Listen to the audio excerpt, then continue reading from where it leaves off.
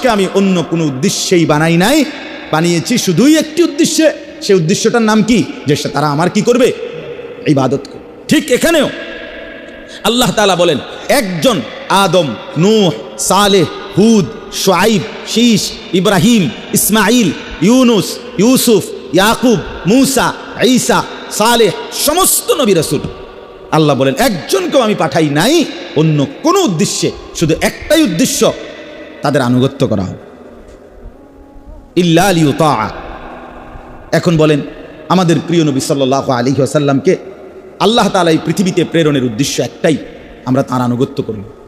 তার 23 বছর রাত দিন চলন বলন, আচরণ, উচ্চারণ, তার হাসি কান্না, তার আনন্দ বেদনা, আমাদের জীবনের সকল কিছুতে তাকে আমরা অনুসরণ করি।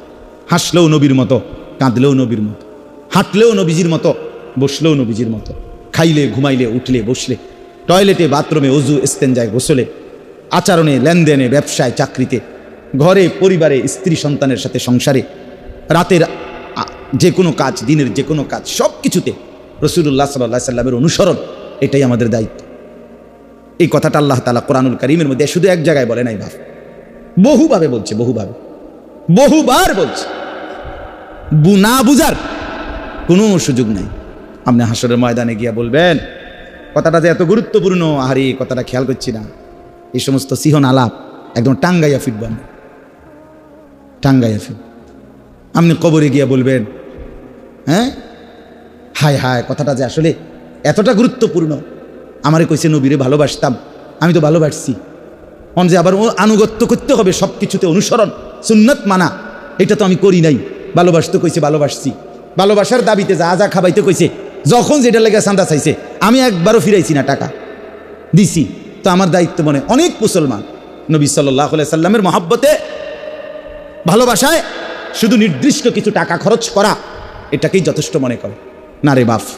আল্লাহ তাআলা স্পষ্ট বলছেন, কুল ইন কুনতুম তুহিব্বুনাল্লাহ ফাত্তাবিউনি। এটা একবারে শতবার এই আয়াত আপনারা শুনছেন না? এই আয়াত এটা আল্লাহ তাআলা বলছেন, নবী আপনি বলে দেন, তোমরা যদি আমাকে ভালোবাসতে চাও, আল্লাহকে ভালোবাসতে চাও, তাহলে আমি রাসূলের অনুসরণ করো। কি করো বলেন? অনুসরণ করো। ইউহিব্বুকুমুল্লাহ, তাহলে আল্লাহ তোমাদেরকে ভালোবাসবেন, ওয়া ইয়াগফির লাকুম যুনুবাকুম, এবং আল্লাহ তোমাদের গুনাহ মাফ করে দিবেন। তাহলে নবীজির অনুসরণের মধ্যে 1 নম্বরে আল্লাহর ভালোবাসা আছে, 2 নম্বর আমার জিন্দেগীর সমস্ত গুনাহের মাগফিরাত আছে। প্রতিটা সুন্নতের মধ্যে, প্রতিটা সুন্নত। এই মনে করেন আমি মাগরিবের নামাজের ওযুর সময় মেসওয়াক করছি, কসম খোদার এটা রাসূলুল্লাহ সাল্লাল্লাহু আলাইহি ওয়াসাল্লামের সুন্নাত। অতএব এর মধ্যে আমার আল্লাহর মহব্বতও আছে, এর মধ্যে আমার অসংখ্য গুনাহ মাফ হইছে। ইউহিব্বুকুমুল্লাহ ওয়া ইয়াগফির লাকুম যুনুবাকুম। আল্লাহ বলেন বন্ধুকে অনুসরণ করো, বিনিময়ে আমি আমার ভালোবাসাও দেব, তোমার গুনাহও মাফ করে দেব, গুনাহও মাফ করে দেব। ডান দিকে কাত হয়ে ঘুমাও, আমার ভালোবাসাও মিলবে, তোমার গুনাহও মাফ হবে। বাম পাও দিয়া বাথরুমে ঢোকো, আমার ভালোবাসাও পাবা, গুনাহও মাফ হবে। ডান পাও দিয়া বের হও, আমার ভালোবাসাও পাইবা, গুনাহও মাফ হবে, গুনাহও মাফ হবে। প্রত্যেক কাজে আমার বন্ধুর তরিকা, সুন্নাত, ইত্তেবা, অনুসরণ করো, অনুসরণ, অনুসরণ। বিশ্বাস করেন কথাটা শুধুমাত্র দলাদলি, শুধুমাত্র ভাগ করা, এতে এই লাইনের, হেতে এই লাইনের, এই হুজুররা এই তরিকার, এই হুজুররা এই তরিকার, বিশ্বাস করেন এটা মূল বিষয় না কোনোভাবে। এটা আমরা হাজারো বার, লক্ষবারও বলছি, এই গ্রামেও আমি বলছি বারবার, আপনাদের এখানে আমি কত আসছি, সব সময় বলে গেছি, বলে যাচ্ছি যে রাসূলুল্লাহ সাল্লাল্লাহু আলাইহি সাল্লামের মহব্বত, ভালোবাসা, এটা যেমন জরুরি, বাধ্যতামূলক, নবীজির অনুসরণ খোদার কসম এটা এক সমান বাধ্যতামূলক। যে ভালোবাসে সে অনুসরণ করে, যে অনুসরণ করে সে ভালোবাসে। ভালোবাসলে অনুসরণ করতে হয়, অনুসরণ করলে ভালোবাসা প্রমাণিত হয়। অনুসরণবিহীন ভালোবাসা হয় না, ভালোবাসা ছাড়া কেউ অনুসরণ করে না। কথা বলেন না কেন? আমি এবারে পছন্দই করি না, এবারে পছন্দই করি না। আমি তারা অনুসরণ করবো কেন? আমার কি কামড়াইছি কেউ? তবে বেটা আমি তোর তো দেখতে পারি না, বেটা ঠিক কিনা বলেন না? যে কারোর পছন্দ করে না, সে যেমনে বইয়ে, যেমনে হাঁটে, হেতে এটা দোষ করে, দোষ খোঁজে। এটা মানুষের অভ্যাস না? না এভাবে বইলো কেন? এটা একটু সোজা বইলে অসুবিধা কি? বইয়ে বইয়ে আপনি হুন্ডা চাবি লাইতেছেন কেন? তো এবার বাবিটা আমার লাড়ছে, আপনার সমস্যা কি? এই তো তর্ক লাগলো কেন? মূল তার কথা হলো আমি তারে কি করতে পারি না, দেখতে পারি না, পছন্দ করি না। তাহলে যে ভালোবাসে সে অনুসরণ করে, যে অনুসরণ করে সে ভালোবাসে। তাহলে যে হুজুর জীবনভর মেসওয়াক করে, আমনে তারে নবীর দুশ্মন কেমনে কইলেন? ওই মিয়া, সে নবীকে ভালোবাসে না, এটা আপনি কেমনে কইলেন? জীবনে যে কোনোদিন দাড়ি কাটে নাই, তাকে আপনি নবীর দুশ্মন কেমনে কইলেন? জীবনভর যে মাথায় টুপি পড়লো, আপনি তারে নবীর দুশ্মন কেমনে কইলেন? জীবনভর নবী সাল্লাল্লাহু আলাইহি ওয়াসাল্লামের নাম যতবার উচ্চারণ করলো ততবারই সাল্লাল্লাহু আলাইহি ওয়াসাল্লাম বলল, তারে আপনি নবীর দুশ্মন কেমনে কইলেন? কথা বলেন না। আমি এখন যতবার নবীজি সাল্লাল্লাহু আলাইহি ওয়াসাল্লামের নাম বলছি ততবার কি দুরূদ শরীফ পড়ি নাই? তা আমি কি লেগা ওয়াহাবি হম? কেন? মানে কি যুক্তিতে? আমি কি যতবার হজে উমরায় গেলাম ততবার রাসূলুল্লাহ সাল্লাল্লাহু আলাইহি ওয়াসাল্লামের রওজা মুবারক জিয়ারতে যাই নাই? আমি মদিনা শরীফ থেকে আসছি, আমি নবীজির দুশ্মন হব কেন? কি কারণে? মানে কি কারণটা কি? কথার কথা একটা উদাহরণ বুঝাই দেন। আমি দস্তরখান বিছায় খানা খাই, আমার বাসায় প্রত্যেক ক্রমে আলাদা আলাদা 2টা করে দস্তরখান আছে। আমি বলছি বাসায় যে দ্রোম যতটা দস্তরখান হবে তার ডবল। হ্যাঁ, তো তাহলে আমি নবীজির দুশ্মন কেন? আমি নবীকে ভালোবাসি না, এই কথার কারণ কি? মানে কি কারণ হইতে পারে? একটা কারণ বল। আপনি বলবেন যে না, আপনি তো জিলাপি খান না। আমি জিলাপিও খাই, কিন্তু আপনার অনুষ্ঠানে জিলাপি না খাই না, এমনি কিন্না মিষ্টি তো আমি খাই। আপনি এ কথার সাথে কিসের লগে? একজন মানুষ নির্ধারিত একেবারে এই পৃথিবীতে যারাই আপনার একেবারে যেই কোনো ঝগড়া ছাড়াই, কথা এটা কোনো ঝগড়া ছাড়া যারাই আপনার রাসূলুল্লাহ সাল্লাল্লাহু আলাইহি সাল্লামের ভালোবাসা এবং অনুসরণ একত্রে করে না, মানে এটার একসাথ করতে চায় না, তারাই মানুষকে অনুষ্ঠান সর্বস্ব নবীজির ভালোবাসা শেখায়। তাদের ভালোবাসা হলো অনুষ্ঠান, আমাদের ভালোবাসা অনুষ্ঠান না, আমাদের ভালোবাসা অনুসরণ। কথা বলেন না কেন? রাসূলুল্লাহ সাল্লাল্লাহু আলাইহি সাল্লামের ভালোবাসা এটা একটা অনুষ্ঠানের নাম না, এটা একটা অনুষ্ঠান, এটা অনুসরণ, এটা জিন্দিগির 24 ঘন্টার অনুসরণ। বলে তো হুজুর আমনের ঘাটতি নাই? আমারও ঘাটতি আছে, এই জন্য তো প্রতিদিন আল্লাহর কাছে আমরাও দোয়া করি, আল্লাহ আমারে আরো সুন্নতের আমলের তৌফিক দেন, আরো নবীর ভালোবাসা দেন, আরো অনুসরণের তৌফিক দেন। ঘাটতি তো থাকবে আপনারও আমারও মৃত্যু পর্যন্ত, কিন্তু মোটেই না করা, খামখেয়ালি করা, এটা কি তা? কথা বুঝেন না? ত্রুটি তো আমারও আছে, আমি বলছি না আমি কি ব্যস্ত থেকে ঘুরে আইছি না, তাইলে ত্রুটি আমারও আপনারও, কিন্তু নিয়ম তো হইল ত্রুটি তো থাকবেই, কিন্তু ত্রুটি সংশোধন করা এবং আস্তে আস্তে নেকের দিকে, নবীজির অনুসরণের দিকে আগাইয়া যাওয়ার চেষ্টা করা, এটা উচিত না? তো এটা কই? আল্লাহ তাআলা বলেন, লাকাদ কানা লাকুম ফি রাসূলিল্লাহি উসওয়াতুন হাসানাহ, অবশ্যই তোমাদের জন্য আমার রাসূলের মধ্যেই রয়েছে সর্বোত্তম আদর্শ। এই আদর্শ অনুসরণ, লিমান কানা ইয়ারজুল্লাহ, এই কথাটা খেয়াল করেন। আল্লাহ বলেন যারা আল্লাহকে পেতে চায় তাদের জন্য আমার রাসূলের মধ্যে রয়েছে সর্বোত্তম আদর্শ। ওয়াল ইয়াউমাল আখিরা, যারা আখিরাতকে পেতে চায় তাদের জন্য আমার রাসূলের মধ্যে রয়েছে আদর্শ। ওয়া যাকারাল্লাহ কাসীরা, যারা বেশি বেশি আল্লাহর জিকির করতে চায় তাদের জন্য রয়েছে আমার রাসূলের মধ্যে আদর্শ। তাহলে আল্লাহকে পেতে হলে রাসূলের অনুসরণ, আখিরাতকে পেতে হইলে, জান্নাত পেতে হইলে রাসূলুল্লাহর অনুসরণ, আল্লাহর জিকির বেশি বেশি করতে হইলে, জিকিরের হক আদায় করতে হইলে রাসূলুল্লাহ সাল্লাল্লাহু আলাইহি সাল্লামের অনুসরণ করতে। এই জন্য নবীজির সুন্নতের অনুসরণ নাই এমন যারা দেখতে মনে হয় জিকির করে, আপনি খুঁজলাম তাগো জিকিরে সমস্ত অশুদ্ধ, ভুল, ভ্রান্তিতে ভরা। নাইলে যে জিকির করে বেশি আল্লাহর, নিশ্চিত তার মধ্যে সুন্নতের অনুসরণ থাকার কথা, কিন্তু জিকিরে ডক নাই।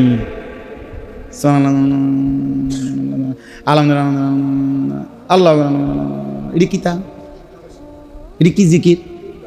হ্যাঁ, ওই যে চাচা কয় তামাশা জিকির, এগুলো কি ধরনের জিকির বলেন? আমি এইবারও দেখছি একটু ভাই, এ বেটা আমার লগে নামাজে দাঁড়াইছে 2 মিনিট, মনে 12 রাকাত করে লেগেছে। সুবহানাল্লাহ, করতে মেশিন এটা আনলো, এটা জাপানি মেশিন না আমেরিকান মেশিন, মানে কি মেশিন লাগাইলো?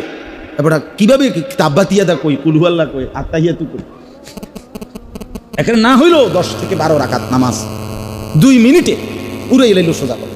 কি নামাজ এটা? কি জিকির হইলো? আল্লাহর স্মরণ হইলো এটা? বলে তো সুবহানাল্লাহ সুবহানাল্লাহ সুবহানাল্লাহ সুবহানাল্লাহ ফেরেশতা বলে কিচ্ছু না, কিচ্ছু না, কিচ্ছু না, আলহামদুলিল্লাহ, আলহামদুলিল্লাহ, আলহামদুলিল্লাহ। ফেরেশতা বলে হইছে না, হইছে না, হইছে না, হইছে না। তারপরে আরো জোরসে বলে, ফেরেশতা আরো জোরসে বলে হইছে না, কিচ্ছু হইছে না। এটা কোনো তাসবিহ হয় না, এটা কোনো জিকিরি হয় না, কিচ্ছু হয় নাই, হয় নাই বেটা। এটা বলে কিছুই হয় না, কিচ্ছু হয়েছে না। এটা সুবহানাল্লাহ কোনো জিকির না, আলহামদুলিল্লাহ কোনো জিকির না। হা কোথায়? সুবহানাল্লাহ, এই হা, সুবহা, এটা কই? হা কই? আপনি যে কইলেন সুবহানাল্লাহ সুবহানাল্লাহ, তো হা উচ্চারণ হয়েছে, এটা তো এটা জিকির হইল? তো সুবহানাল্লাহ কইয়া যে থামিয়া গেলেন, তো লামের মধ্যে থামিয়া গেছেন, তো আল্লাহ শেষে যে আরেকটা গোল হা আছে, এটা কই? সুবহানাল্লাহ সুবহানাল্লাহ সুবহানাল্লাহ, তো হা উচ্চারণ কই? শেষের হাটা কই? তাহলে এই জন্য বললাম, আল্লাহ তাআলা বলেন আমার রসুলের মধ্যে আদর্শ রয়েছে, আল্লাহকে পেতে চাই যে, আখিরাত পেতে চাই যে, বেশি বেশি সুন্দর জিকির করতে চাই যে, তার জন্য। এই জন্য আমি আপনাদের কাছে অনুরোধ করলাম, আপনারা প্রত্যেকেই এই ফিকির করে জীবনটা খামখেয়ালি করেন না। এই ঠেলাঠেলি, ধাক্কা ধাক্কি, এইতের বিরুদ্ধে হেইতে, হেইতের বিরুদ্ধে এইতে, এগুলো বাদ দেন। বাদ দিয়ে নিজেকে কমপক্ষে রাসূলুল্লাহ সাল্লাল্লাহু আলাইহি সাল্লামের সুন্নাতের সামনে, নবীজির তরিকা, নবীজির অনুসরণের সামনে, নবীজির জিন্দেগির অনুসরণের মধ্যে নিজেকে তুলে দেন, সঁপে দেন, সমর্পণ করেন। আচ্ছা, মনে করে একটা জো উড়াই দিছে কথার, বিল্ডিং করছি, ইট আনছে কেমনে, ইট আনছে ভিজাইছে কেমনে, মেস্তুরি কত করে নিছে, ঠগাইছে কত, লাভ হইছে কত, ইটের হাজার ফুটছে কত, কেরিং লাগছে কত, হুদ্দা কাহিনী। মানে এটি কিত্তা কও তুমি, মানুষে বোঝে না। ইট বিল্ডিং করলে ইট আনবে, ইট একান্তে আনবো আর কি। এটি এইভাবে দাগ নম্বর, খতিয়ান নম্বর লইয়া এত কাহিনী। আচ্ছা, বোঝানোর কি আছে এটাতে? তারপর আমি বুঝছি না, তো আমি মনে করেন আমার বিল্ডিংয়ের থেকে আমি ইট, বালু, সিমেন্টের সব হিসাব আপনাদের দিলাম, ক্যান্টনমেন্টে আমার বাড়িতে কী লাভ হয়েছে আপনার এনে? একটু ফালতু কথা না এগুলো। আপনারাও এরটা খেয়াল রাখবেন। অনেক মানুষ আমাদের এটা অভ্যাস, কি বলে কথাটা কোনো খবর নেই, কিত্তু শুনতেছেন আপনি কথাটি, কেন শুনতেছেন? এই কাহিনীটা শুনি কেমনে বিদেশ পাঠাইছে, টাকা মিল করছে, টেয়া মিল হয় না, পরে আবার মিল হইছে, এরপরে গিয়া গাড়ি ফায় না, পরে অনেকক্ষণ খাড়াই রয়েছে, তো অটো ফাইছে, তো উঠছে, তো কুড়ি গেছে, হেনতে আরেক অটোতে চমুনি গেছে, হেনতে বাস একটা যাইতে যাইতে একটা বাস ছাইড়ে দিছে, তো পরের বাসের লেগে বইয়া রয়েছে, ঢাকা গেছে। এটি কিটা আপনি কর না, এটি কোনো কথা নি না, কথা জাত। কি বললেন এগুলো? আস্তাগফিরুল্লাহ, আস্তাগফিরুল্লাহ। কোরআনুল কারীমের মধ্যে আল্লাহ তাআলা বলেন, মা ইয়ালফিজু মিন কাউলিন ইল্লা লাদাইহি রাকিবুন আতীদ। আল্লাহ তাআলা বলে, বান্দা তোমার জবান দিয়ে যেই কোনো শব্দ, কথা, আওয়াজ যাই বের হয়, আমার সর্বক্ষণ ফেরেশতা নির্ধারিত আছে, সে সেটা লিখে ফেল। তৎপর, এক সেকেন্ড যার কোনো ছুটি নাই, বিরাম নাই, বিশ্রাম নাই, ক্লান্তি নাই, অবসর নাই, এমন তৎপর সদা জাগ্রত ফেরেশতা লিখতেছে। কোরআনুল কারীমের মধ্যে আছে, আল্লাহ তাআলা বলেন, আম ইয়াহসাবুনা আন্না লা নাসমাউ সিররাহুম ওয়া নাজওয়াহুম। আমার বান্দারা মনে করে আমি তাদের গোপন কথা এবং গোপন পরামর্শ শুনতে পাই না। এই কেউ নাই তো? হ্যাঁ, আচ্ছা, তাহলে শুন। কিতে কেউ নাই মানে মানুষ সামনে কথা কয় না যে চারিদিকে তাকাই আবার জিগে কেউ নাই তো ডাইনে বামে? আচ্ছা ঠিক আছে, জানালাটা টেনে দাও, পর্দা টেনে দাও, মানে কেউ যাতে না দেখে, কেউ যাতে না শুনে, এই জন্য জানালা টেনে দাও। আমার একজন পরিচিত আসে, মানুষ আছে, উনি সব কথাই করবো, কথাটা কিন্তু সিক্রেট, সব কথাই সিক্রেট, তো ওপেন কথা কোন? হ্যাঁ, এটা কিন্তু সবাই কম যাইতো না, ওই প্রত্যেকেরই উনি আবার এটা কয়। তাইলে আল্লাহ তাআলা বলেন, আমার বান্দারা মনে করে আমি তাদের গোপন কথা, গোপন পরামর্শ শুনি না। আল্লাহ বলে, বালা, হ্যাঁ আমি শুনি বান্দা। আর কি? বালা ওয়া রুসুলুনা লাদাইহিম ইয়াকতুবুন। শুধু আমি শুনি এতটুকু না, বরং 24 ঘন্টা আমার নির্ধারিত ফেরেশতারা তার প্রতিটা গোপন পরামর্শ লিখতেছে। ইয়াকতুবুন ওয়া রুসুলুনা লাদাইহিম ইয়াকতুবুন। আমার ফেরেশতাগণ তার পাশে থেকেই কি করছে? লিখতেছে। তাহলে গাফিল না হওয়া, গাফিল না হওয়া, গাফিল না হওয়া। এই জন্য সকাল সন্ধ্যার এই তাসবিহগুলো একটা একটা করে শেখা দরকার। মুরব্বীরা আছেন, ভাইরা আছেন, এই 5 জন বসলে 5 জনই, 2 জন বলে 2 জন, আমার এতে কোনো সমস্যা নেই, বলতে থাকা।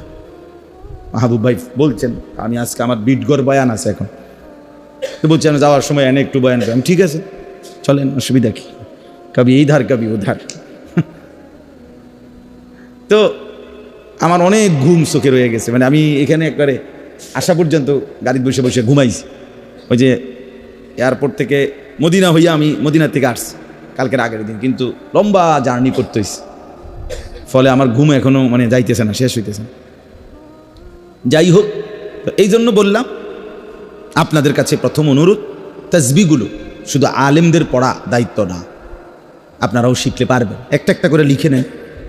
বিসমিল্লাহিল্লাযী লা ইয়াদুররু মা ইসমিহি শাইউন ফিল আরদি ওয়ালা ফিস সামাই ওয়া হুয়াস সামিউল আলিম। এটা আপনি 10 বার বলেন, 50 বার বলেন, ইনশাআল্লাহ পারবেন। আমি কোনো আমি তো পারি না, আমি তো ফোর্টছি না, আমি পারেন না গীতা। এখন পড়েন, এখন পারবেন, কথা বলেন না, এখন শিখেন। যে বুড়ো হয়ে গেছি, বয়স হয়ে গেছে, হুজুর অনার এই সাফ দিলে ঝামেলা দিলে হইতো না কেন? বুড়ো হয়ে গেছেন জন আর হইতোই না, তো মরেন না কেন? আপনি বাচ্চা রয়েছেন কেন? কমে তো খানা বন্ধ নাই। আপনি না বুড়ো হয়ে গেছেন, এখন আর এই আম কাঁঠাল ভাত মাছ গোস্ত ভাত এটি খাইয়া লাভ কি? আর আপনি না বুড়ো হয়ে গেছেন, এটি থুন না কা তো খানা দিয়ে বন্ধ নাই। হ্যাঁ, আপনি জিরবার সাধ্য কমছে না, সব তো খাচ্ছেন। দুনিয়া দুনিয়া কোনটা ভোগ করেন নাই বলেন? কোনটা ছেড়ে দিছেন? রুচি নাই কইয়া কইয়া তো সবে খান। তাহলে দুনিয়া তো ভোগ করছি আমরা। আপনি 100টা পারবেন না তাই বলি কি একটাও পারতেন না? 1000 দোয়া পারবেন না তাই বলি কি 10টাও পারতেন না? আপনি না, আমাদের কথা হইল আমি পারি না। আমি পারি না, আমার মাথাতে এটা ঢুকে গেছে, আমি পারি না, অতএব পারবো না, খালাস। এই জেনারেল শিক্ষিত, স্কুল পড়ুয়া, কলেজ পড়ুয়া, ইউনিভার্সিটি পড়ুয়া অথবা সাধারণ কিছুই পড়ে নাই এমন মানুষ অনেকের মাথাতে এটা ঢুকা যে হুজুরদের এসব পড়া কোরআন কিতাব সূরা কেরাত দোয়া কালাম এটি যেহেতু একবার পড়ছি না, কাজে আর জীবনে পড়া সম্ভব না, পারতামও না, আর হইতো না। তো এটা তো আপনি ফায়সালাই নিয়ে নিছেন, তো পারবেন কেন? আপনি তো আগের থেকে আপনি দাঁড়াইবার আগেই তো সিদ্ধান্ত নিয়েছেন আপনি দাঁড়াইতারেন না, তাইলে তো হইতো না বাপ। এই কথাটা বুঝতে শিখেন, বুঝতে শিখেন। আমাদের কাছে কিতাব আছে, ওই কিতাবের মধ্যে লেখা আছে এই পৃথিবীতে ইসলামের ইতিহাসে অসংখ্য আল্লাহর প্রিয় বান্দা বুজুর্গদের জীবনী আছে, যারা ইন্তেকালের শেষ মুহূর্তে, ইন্তেকালের মুহূর্তে আর শেষ নিঃশ্বাস যাওয়ার টাইমেও কোরআন সুন্নাহর একটা জ্ঞানের একটা কথা শিখার চেষ্টা করছে, অথচ এখন মৃত্যু সজ্জা। ইমাম আবু ইউসুফ রাহমাতুল্লাহ আলাইহি জগৎ বিখ্যাত ইমাম ছিলেন, হানাফি মাযহাবের সবচেয়ে বড় বিখ্যাত ইমাম, ব্যারিস্টার বলা হইতো ওনারে। কাজীউল কুজাত ছিলেন, প্রধান বিচারপতি ছিলেন পুরা ইসলামী খেলাফতের।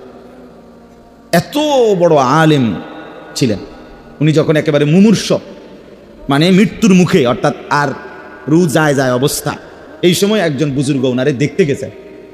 দেখতে যাওয়ার পরে উনি তাকে দেখেই, উনিও বড় আলেম যিনি দেখতে আসছেন ওনারে দেখেই উনি এই মুমূর্ষ অবস্থায় জিজ্ঞেস করছে যে বলেন তো, হজ্জের সময় মিনার মধ্যে শয়তানকে যে পাথর মারতে হয়, এটা কি বাহনে চড়ে, মানে ঘোড়া বা উট গাধার পিঠে চড়ে পাথর মারা উত্তম, নাকি দাঁড়াইয়া এমনি পায়ে হাইটা গিয়া পাথর মারা উত্তম? তো উনি বলতেছেন, হজরত আপনি মৃত্যু পথযাত্রী, আপনার যান যায় আপনি এটা দিয়ে কিরবেন? আপনি এটা দিয়ে আপনার এটা কি দরকার যে পাথর মারব? কেমনে কি গাদার পিঠে চইরা পাথর মারবো না হাইটা গিয়া পাথর মারবো? এটা আপনার দরকার আছে?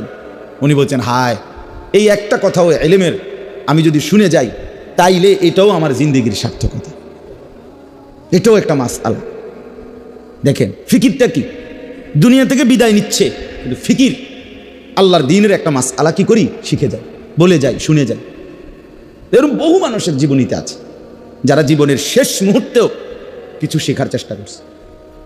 এক শব্দই হোক, একটা দোয়ার একাংশই হোক না, তাইলেও তো হবে। রাসূলুল্লাহ সাল্লাল্লাহু আলাইহি ওয়াসাল্লাম বলছে যে তার ভাইকে একটি কথার একটা অংশ দিয়া সাহায্য করে, তাইলেও আল্লাহ তাআলা তাকে সাদাকার সওয়াব দান করবে। পুরা বাক্যটা বলে নাই, কিন্তু একাংশ বলছে, একাংশ। শাতরা কালিমাতিন, কালেমার একটা অংশ, একটা বাক্যের একটা শব্দের অংশ। এই জন্য আপনাদের কাছে আমি বললাম, আপনারা যে কয়জন বসছেন বুঝছেন আমার এই কথাটা, এখন থেকে নিয়ম আমাদের মধ্যে শয়তানের ওয়াসওয়াসা বেশি, নফসের ধোঁকা বেশি, বয়স যার বেশি তার কিন্তু খামখেয়ালির মাত্রাও বেশি, গাফলতির মাত্রাও বেশি। অনেক মুসলমানের মধ্যে এটা তার কলিজার মধ্যে সে বসাই নিছে, আমি আর পারতাম না, আমার কোরআন শরীফ অশুদ্ধ, এভাবেই থাক, আমার দোয়া কালাম অশুদ্ধ, এভাবে করে থাক, আমি আত্তাহিয়াতু সুন্দর করে পড়তে পারি না, কাজে আর পারি না, খালাস পড়তে পারি না। একজনের শুনলাম আজান দিতেছে, আজানের দোয়া মানে আজানের পরে আজানের দোয়া, তারপরে মাইকে কইল, শুনলাম এমনি গ্রামে খুব খ্যাতিমান মানুষ, আমি একদিন শুনছি উনি ফজরের আজানের আপনার পরে কি কয় আজানের দোয়া, আল্লাহ সুবহানাল্লাহ, কি কইল এটা? এই 1450 বছরের ভিতরে বনো এত ভুল, এত অশুদ্ধ 1400 বছরের ভিতরে কেউ পড়ছে না আমার মনে হয়েছে। তে বেটা এটা কি কইল? একেবারে অশুদ্ধের শেষ। কিন্তু মাতবুরিতে হেবড়া ওই গ্রামে সবাই আগে যেই কোনো কথা হেবড়াতে বেশি বুঝে এমন প্রাণী পৃথিবীতে 18,000 মাখলুকাতের মধ্যে নাই। আল্লাহর সৃষ্টির মধ্যে এমন এত বড় জ্ঞানী আর কেউ উনি সব বুঝে, আমি চিনি হেরে, কিন্তু আজানের দোয়াটাও কোনোদিন শুদ্ধ বলতে পারে। তো তা আপনি কি জিনল, কি বুঝলেন আপনি বলেন? 60 বছরও বুঝিয়ে আত্তাহিয়াতুটা শুদ্ধ হইল না, আমার কি ডাকাইতো আপনি? 50 বছরের মধ্যে আপনার বুঝি দুরূদ শরীফটা দোয়ায়ে কুনুত এটা শুদ্ধ করে পড়তারলেন না, আপনি কি তো আসলে বলেন? আপনি কেমন শক্ত মানুষ, আপনি তো বড় শক্ত মানুষ, আপনার কলজা বড় পাথর কলজা মিয়া। এজন্য দোয়া কালাম শুদ্ধ করতে হবে মিয়া সাহেব, খামখেয়ালি করলে হইতো না। এখানে ফানসা বাইসা ভাইয়া জিমাইয়া কথা কইলেই হবে না, লম্বা লম্বা ফাঁকনা আলাপ করলেই হবে না। দিন তামাশার নাম না, আখেরাত এত সস্তা কোনো জিনিসের নাম নয়, জান্নাত কোনো মাংনা জিনিসের নাম না, এটা কোনো 10-5 টাকার খরচ না। অতএব আজকে ইনশাআল্লাহ নিয়ত করেন সকাল সন্ধ্যার এই তসবিহগুলো মাহবুব সাহেবের কাছে আসেন আপনি, আইয়া বলে হুজুর আমার একটা কিছু লিখে দেন ভাই, আপনাকেও কারো ভাই কারো বাতি যায়, এবার তো আপনাকেই ছেলে, তো লিখে নেন, একটা দোয়াই লিখে নেন না, একটা দোয়াই 15 দিন পড়েন, 50 দিন পড়েন, আল্লাহ দেখবে যে আমার বান্দা শেখার চেষ্টা করতেছে, এই উসিলায় আল্লাহ মাফ করে দেন। কিন্তু গার তেরামি গার ফাঁক দিয়ে থাকুন যে না আমি শিখতাম না, বেটা তোমার সমস্যা কি? না আমার কোনো সমস্যা না, আপনার সমস্যা মিয়া, আমার সমস্যা কি লেগে? আমারটা তো শুদ্ধ ইনশাআল্লাহ, আমি ঠিক করে লইছি, আমার অসুবিধা হবো কি লেগে? আপনার অসুবিধা হইব দেখে না মিয়া বলতেছি মিয়া আপনারে যে নামাজে অশুদ্ধ পড়া নামাজ ভঙ্গের 1 নম্বর কারণ। আপনি এখানে জিগান, এই মাদ্রাসা নুরানির বাচ্চারা জিগান, এখন জিগান, নামাজ ভঙ্গের কারণ 19টি, তার মধ্যে 1 নম্বর কারণ কি? নামাজে অশুদ্ধ কোরআন পড়া। তাহলে সূরা কেরাত যার অশুদ্ধ তার নামাজ হয় না মিয়া, টোটালি হয় না, কিচ্ছু হয় না, এটা কিচ্ছু হয় না।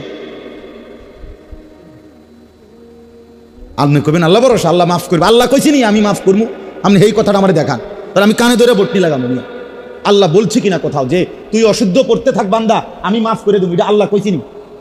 কথা বলে না কেন ফরিদা? তো তাহলে হেবড়া কি বুঝে কয়টা আল্লাহ ভরসা? আল্লাহ বলছি নি আপনি এটা আমার কন যে আমি ভরসা তুমি অশুদ্ধ পড়ো? তাইলে অনেক মানুষের মুখে এটা শুনবেন, দেখবেন কথা কথা সিহন আলাপ করে আল্লাহ ভরসা চাই মারতেন না চাই, হুজুররা এরম হইতে লাগলে কথা কথায় কয় মাইক ফাইল ইডি আমরাও কইলাম বলি, আরে বাপরে ডি ফানসু আর ইয়ে না আর কি কথা ডি বন বিরি আর কি, হ্যাঁ খামখেয়ালি, হ্যাঁ আপনার ভালোর জন্য বললাম, আপনি গুরুত্ব দেন। আপনি সবটা পারতেন না তাই বলে কিছুই শিখতেন না, না। এই জন্য নিয়ম হইল আরবিতে একটা কায়দা আছে, সেটা হলো মা লা ইউদরিকু কুল্লু লা ইয়াতরুকু কুল্লু, যে জিনিস সবটা অর্জন করা যাবে না এই কথা মনে করে সবটা ছেড়েও দেওয়া যাবে না। বুঝছেননি ফরিদ ভাই? মা লা ইউদরিকু কুল্লু লা ইয়াতরুকু কুল্লু, আমি পুরাটা গোলাই যেতাম না, এর লাগে আমি পুরাটা ছেড়েও দিতাম না, আমি যে দূর পারি দূর আগায় রাখি। হুজুরে 100টা দোয়া পারে, আমি একটাই শিখি, হুজুরে 50টা দোয়া পারে, তা আমি একটাই শিখি, অসুবিধা কি ভাইয়া? অসুবিধা কোথায় চাচা? আল্লাহ আমাদেরকে বুঝ দান করেন, আল্লাহ তাআলা আমাদেরকে কবুল করেন। সহি শুদ্ধ আমল এটা জরুরি বাপ। আমল আল্লাহর কাছে কবুল হওয়ার জন্য 1 নম্বর শর্ত হলো বিশুদ্ধ হওয়া, 2 নম্বর শর্ত হলো আল্লাহর জন্য হওয়া। প্রথম শর্ত কি হওয়া? বিশুদ্ধ হওয়া। বলেন না, কোনো আমল কবুল হওয়ার জন্য প্রথম শর্ত কি? শুদ্ধ হওয়া, শুদ্ধ বিশুদ্ধ হইতে হবে। তার 2 নম্বর শর্ত হইল আল্লাহর জন্য হইতে হবে, ইখলাস, আল্লাহর সন্তুষ্টির জন্য হইতে হবে। লোক দেখানো হইলে হবে না। লোক দেখা, আমি নিজে দেখছি, আমার এই 2 চোখে কোরবানির গরু কিনছে বেড়া, আমিও কিনছি গরু এক লগে। হাসিলের জায়গার মধ্যে ওই যে হাসিল করে যে এবার এনে দাঁড়াইছে, আমিও দাঁড়াই না পাশে। হেবড়ার নাম হাসিল 200 টাকা। তো হাসিলে ফোলায় ওটার নাম, ওটা দেখছি নে, ওটার নাম লিখছে আর মনে করেন। নাম লেখার পরে এবার নামটা দেখছে, দেখে ফোলারে এক ধমক দিস, সুন্দর করে নাম লেখ বেটা, সুন্দর করে নাম লেখ। হেইতে কইতে আসছে, কয় আচ্ছা আমি তো আপনার নাম তো এইটাই, আমি জানি তো এইটাই তো আপনার নাম, লিখলাম তো এটা, আলহাজ লেখ, আলহাজ, আলহাজ লেখ, সুন্দর করে নাম লেখ। টের পাও না তো, টেয়া পয়সা কেমনে যা 5 লাখ টাকা খাম খেয়ালি বেটা এটা। আচ্ছা বলেন আপনি এটা কি কি সুন্দর করে নাম লেখাইলেন, কি তাই 200 টাকার এই হাসিলের কাগজটার মধ্যে আপনার আলহাজ লিখলেই কি আর না লিখলেই কি? কাগজটা দিয়ে কি আপনি পানি চুবাইয়া খাইবেন? হ্যাঁ বলে আল্লাহর জন্য হইতে হবে। কার জন্য হইতে হবে? আল্লাহর জন্য। ফামান কানা ইয়ারজু লিকা রাব্বিহ ফালিয়ামাল আমালান সালিহা ওয়ালা ইউশরিক বিইবাদাতি রাব্বিহ আহাদা। এই যে 2টাই এখানে রব্বুল আলামিন বলে, তোমরা যারা আমি আল্লাহর সাক্ষাৎ পরকালের মোলাকাত চাও, তাদেরকে 2টি কাজ করতে হবে। 1 নাম্বার, সব আমল বিশুদ্ধ করতে হবে। ফালিয়ামাল আমালান সালিহা, সালিহা মানে বিশুদ্ধ, প্রত্যেক আমল করা চাই বিশুদ্ধভাবে। 2 নাম্বার, ওয়ালা ইউশরিক বিইবাদাতি রাব্বিহ আহাদা, আল্লাহর ইবাদতের সাথে মধ্যে আল্লাহর সাথে আর কাউকে মিলাইতে পারবা না, শুধুই আল্লাহর জন্য। শুধুই কার জন্য? এই 2 জিনিস। ফামান কানা ইয়ারজু লিকা রাব্বিহ, আল্লাহর সাক্ষাৎ যদি পেতে চাও, জান্নাত যদি পেতে চাও, আল্লাহর সাক্ষাৎ পাবে কে? জান্নাতি হবে যে, জান্নাতি হবে যে আল্লাহর সাক্ষাৎ পাবেই সে। এটা একটার সাথে কি অঙ্গাঙ্গিভাবে মিল। কাগজের এই পিটোপি আল্লাহর সাক্ষাৎ পাইছে যে, সে বুঝা গেল সে জান্নাতি হয়েছে। আর জান্নাতি হয়েছে যে, সে বুঝা গেল সে আল্লাহর সাক্ষাৎ পাবেই পাবে। এই জন্য আমরা গুরুত্ব দেন বিষয়টাকে। একটা কথা কমপক্ষে বুঝে নিলেন যে আমার সহি শুদ্ধ করা দরকার। নামাজ প্রতিদিন পড়েন, তাসবিহ প্রতিদিন পড়েন, আত্তাহিয়াতু প্রতিদিন পড়তে হয়। কেন ঠিক করবেন না? সময় বের করেন, সময় বের করেন। দুনিয়ার প্রয়োজনে শত ব্যস্ততার ভিতরে দিয়েই তো আমরা সময় বের করি, করি কি না বলেন? তো আখিরাতের জন্য বের করবেন। আপনার আখিরাত, আপনার কবর, আপনার পরকাল।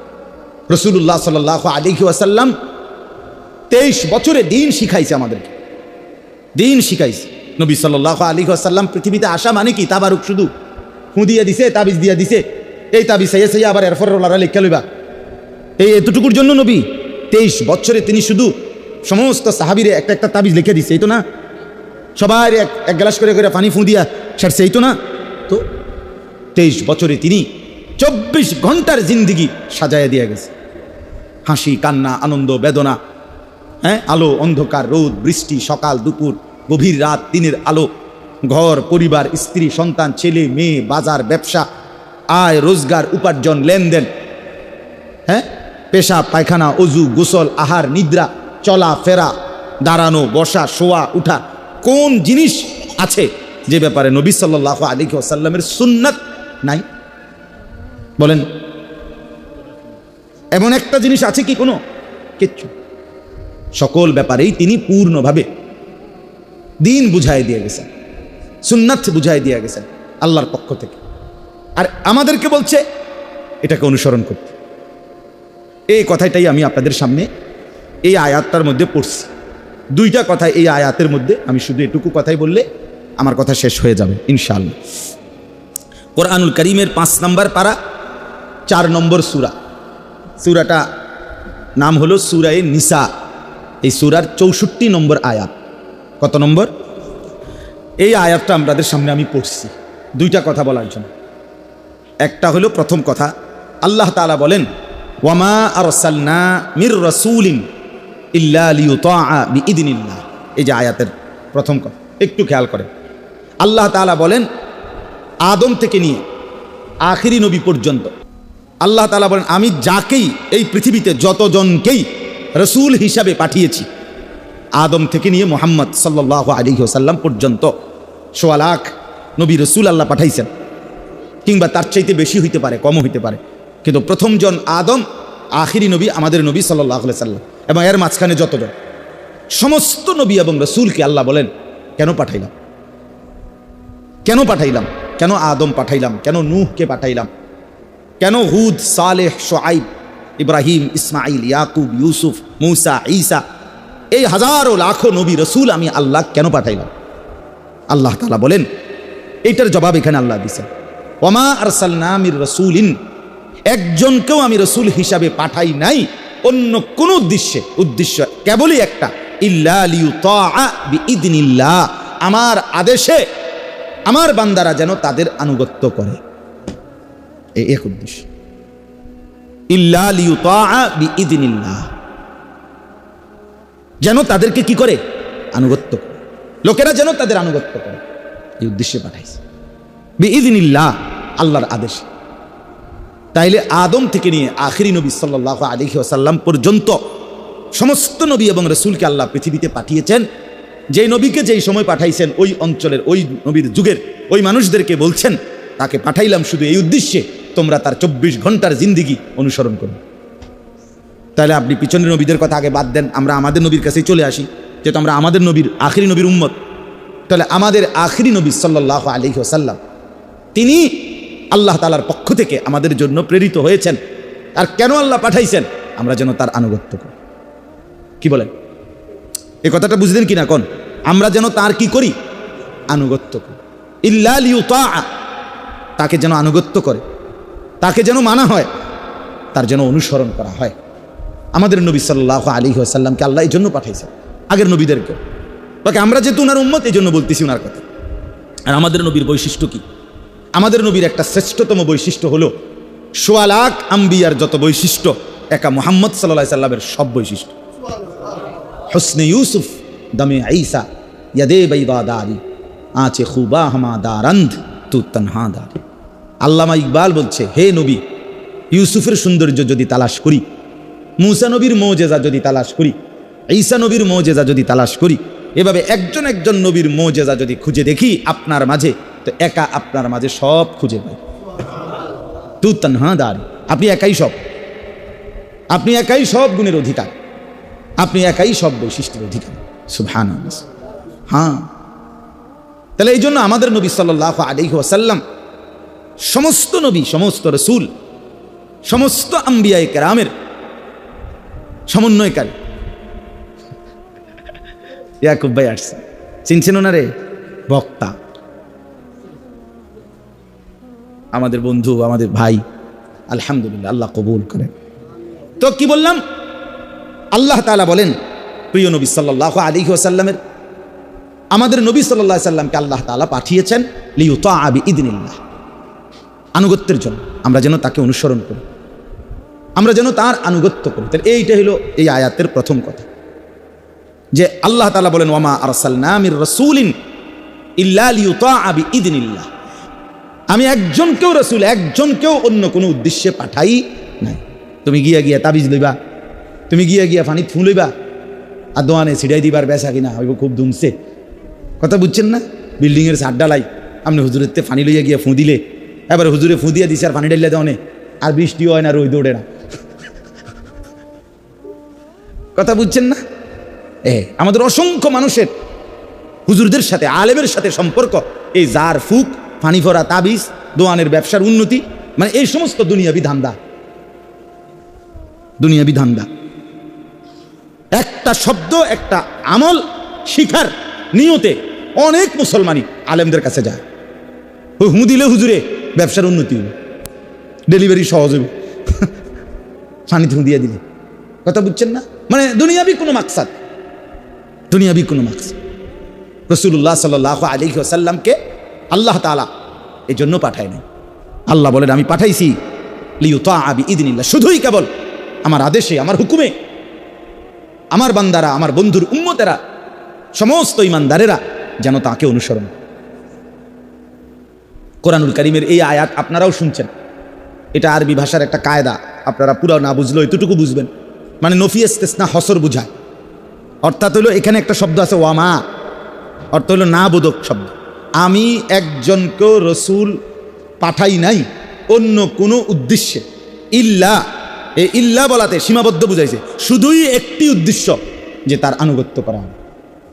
যেমন কোরআনে আপনারা একটা আয়াত সবসময় শুনেন, ওয়ামা খালাকতুল জিন্না ওয়াল ইনসা ইল্লা লিয়াবুদুন, এইটা যেমন এটা এমন। আল্লাহ বলেন কোনো মানুষ এবং জিন একজনকেও আমি বানাই নাই অন্য কোনো উদ্দেশ্যে, শুধুই উদ্দেশ্য আমার ইবাদত করুন। কথা বুঝছেন কিনা বলেন? এটা যেমন অর্থ, এটার অর্থ এমন।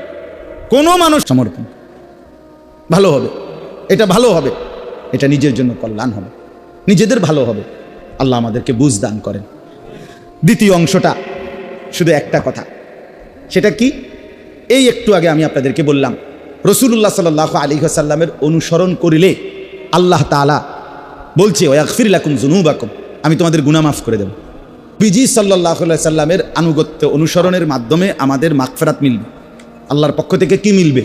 তাহলে বোঝা গেল আমাদের গুনাহের মাফ, আমাদের মাগফিরাত আমাদের দরকার কিনা? কথা বলেন না? এই শেষ কথাটা, গুনাহ যদি মাফ না হয় আপনি জাহান্নাম থেকে বাঁচবেন কিভাবে? আপনি জান্নাতে যাবেন কিভাবে? অতএব গুনাহ মাফ পাওয়া আমাদের জন্য জরুরি কিনা বলেন? এই আয়াতের বাকি অংশে আল্লাহ তাআলা আমাদের প্রত্যেককে আমাদের গুনাহ মাফ করাইবার একটা কার্যকর চমৎকার একটা পদ্ধতি, একটা বুদ্ধি আল্লাহ বলছে এই দ্বিতীয় অংশে আয়াতে। কি সেটা? আল্লাহ তাআলা বলছে আমার কোনো বান্দা যদি জীবনভর গুনাহ করে, গুনার পাহাড় জমায়া ফেলে, নিজের উপরে জুলুম করে ফেলছে। মানুষে এ কথাটা কখন বলে? যখন কেউ কোনো বিষয়ে অতিরিক্ত করে, মাত্রাতিরিক্ত করে, তো সে তখন বলে যে সে তার উপরে, নিজের উপরে কি করছে? জুলুম করছে। মানে মনে করেন যেমন নেশা করতে করতে এখন শরীর যৌবন সব শেষ, তো তখন মানুষ বলে যে এই ছেলেটা সে নিজের উপরে নিজে কি করছে? জুলুম, নিজের পায়ে নিজে কুড়াল মারছে। জিনা ব্যভিচার, নারীর আড্ডায় নিজের চরিত্র, নিজের আখলাক, নিজের যৌবন শেষ করে দিছে, তার মানে নিজের উপরে নিজে কি করছে? জুলুম। তো আল্লাহ বলেন আমার কোনো বান্দা যদি গুনার সীমাতিরিক্ত করে, মাত্রাতিরিক্ত গুনাও যদি করে, এখন মাগফিরাত দরকার, এখন মাফ দরকার, কি করবে? তা আল্লাহ বলেন আমি একটা বুদ্ধি বলতেছি, বান্দা সে যদি আমার রসুলের সামনে এসে উপস্থিত হয়, আমার নবীর সামনে এসে দাঁড়ায়, আমার বন্ধুর সামনে দাঁড়াইয়া সে দুইটা কাজ করবে। এক, সে আমি আল্লাহর কাছে নিজের গুনাহের জন্য ইস্তেগফার করবে, আর সাথে এটা বলবে যে হে আল্লাহর রসুল, আমি আমার আল্লাহর কাছে গুনাহ মাফ চাইতেছি, আপনাকে সামনে নিয়ে আপনি কদ্দুর আমার লাগে সুপারিশ করেন।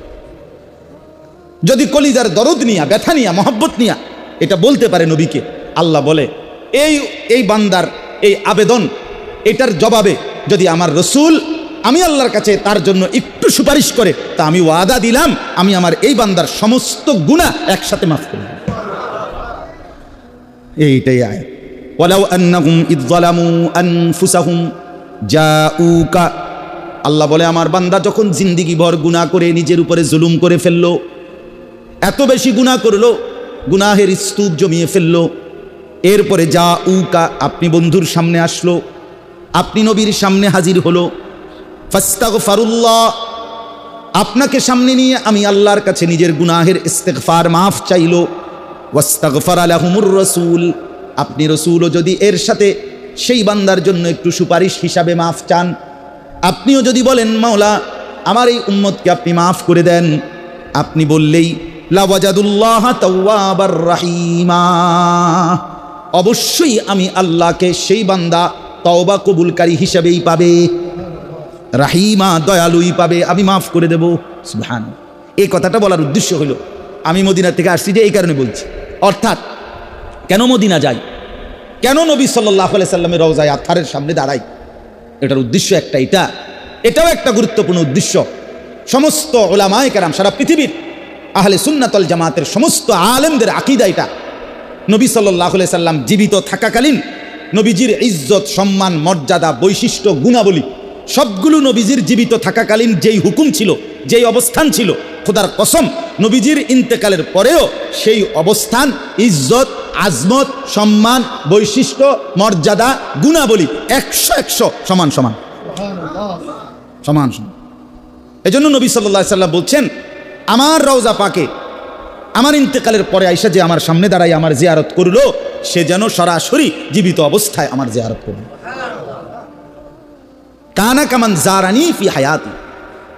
তাহলে অতএব এখনো সেই সুযোগ, এখনো যেই সুযোগ, কেউ যদি তার জিন্দিগির গুনাহ নিয়ে মদিনার রওজা পাকে নবী সাল্লাল্লাহু আলাইহি সাল্লামের সামনে দাঁড়ায়, আর দাঁড়াইয়া বলে, আল্লাহর কাছে ইস্তেগফার করে গুনাহ মাফ চায়, এবং নবীজিকে সামনে নিয়ে বলে, ইয়া রাসূলুল্লাহ, আমি আপনার এক হতভাগা উম্মত, জিন্দিগির গুনাহ নাফরমানি নিয়ে দাঁড়াইছি, আর আল্লাহর কাছে মাফ চাইতেছি, আপনি কদ্দুর কম, আপনি আমার লাগে একটু সুপারিশ করেন। মুস্তাগফিরান লিযুনুবি মুস্তাশফিআন বিকা ইলা রাব্বি, এই কথা তাফসীরে আছে। বান্দা বলবে আল্লাহর কাছে, আল্লাহ আমি আপনার কাছে আমার গুনাহ মাফ চাইছি। নবীজির কাছে বলবে, ইয়া রাসূলুল্লাহ, আপনার কাছ থেকে একটু সুপারিশ চাচ্ছি, আপনি একটু আল্লাহর কাছে বলেন। আমরা ছাত্র জীবনে মাদ্রাসায় পড়াকালীন প্রিন্সিপাল মোহতামিম থেকে ছুটি নেওয়ার জন্য নিয়ম ছিল, আগে দরখাস্তের কাগজের মধ্যে আমাদের অন্য একজন উস্তাদের কি লেখা নিতে হইতো, সুপারিশ লিখতে হইতো, সাড়ি দিয়ে উনি কদ্দুর ছুটি দেওয়া যায়, হ্যাঁ, এই অনুরোধ করলে তো মোহতামিম কি করে, সই। আমার শায়েখ আল্লামা মুফতি মুশতাকুন নবী কাসিম হুজুর বলে, হুজুর খুব চেষ্টা করে যে মদিনা উমরাত থেকে যাইলেই মদিনা হইয়া মক্কায় যাইতে। তো কেন সবসময় চেষ্টা করে মদিনাত হইয়া, মানে মদিনাত জিয়ারত শেষের পরে মক্কায় যায় কেন? হুজুরে কয়, আমার আব্বা বলছে আজীবন, কয় যে আগে অ্যাডভোকেট ঠিক কইরা অ্যাডভোকেটের সাথে কথা বইলা বিচারকের কাছে যায়। হ্যাঁ, বিচারকের কাছে যায়, কথা বুঝছেন না? রাসূলুল্লাহ সাল্লাল্লাহু আলাইহি সাল্লামের কাছে সুপারিশ চাইয়া এরপরে কই যাইতেছি, বিচারক আল্লাহ, তার দরবারে যাচ্ছে। ইয়াকুব ভাই বলতেছেন যে মাদানী রাহমাতুল্লাহ আলাইহি আওলাদ রাসূল শেখুল ইসলাম সৈয়দ হুসাইন আহমদ মাদানী রাহমাতুল্লাহ আলাইহি আমল ছিল, অসংখ্য বুজুর্গদের এই আমল। তাহলে এই জন্য এই আয়াতের মধ্যে আমি দুই কথা শিখলাম। এক নম্বর কথা হলো, জীবনটা আমরা সারা জিন্দেগি আমাদের উচিত রাসূলুল্লাহ সাল্লাল্লাহু আলাইহি সাল্লামের ভালোবাসার দাবিতে নবীজির অনুসরণ করতে থাকা, ঠিক কিনা বলেন না কেন? তাইলে কমপক্ষে একটা সিদ্ধান্ত নেন, আজকে একটা ফয়সালা নেন যে মেসওয়াকটা, কমপক্ষে এতটুকু একটা সুন্নতের সিদ্ধান্ত নেন।